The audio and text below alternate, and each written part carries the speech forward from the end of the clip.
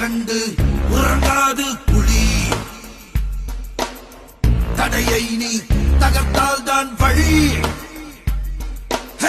தோல்விகளே கிடையாது இனி, குறிக்கோளில் தெரியாது வழி. இரக்கத்திற்கிடமே கிடையாது, கண்ணீர் துளி கணக்கில் சேராது, பயம் என்ற உணர்வே கிடையாது, பழிபாவம் பரிதாபம் ஐயையோ ஏதும் கிடையாது.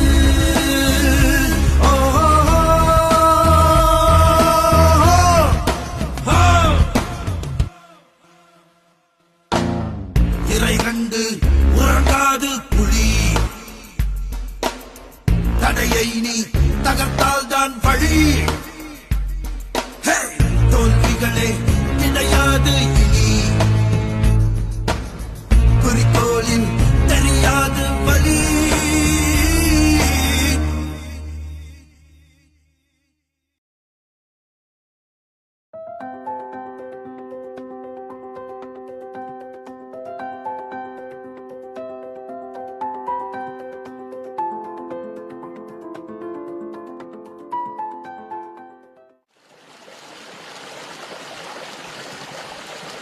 என்னையா கவுன்சி, நேற்று என்னமோ மகளை பொண்ணு பார்க்க வந்தாங்க போல இருக்கு, அழைச்சி போட்டியா?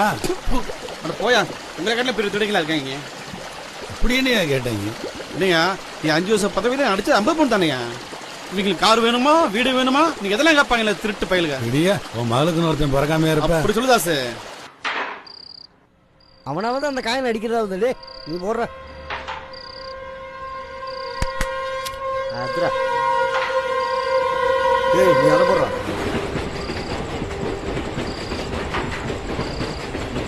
ஏன்டா முறுத்திருக்கு விளையாடுறா நீ எல்லாம் வச்சுக்கிட்டு. சே,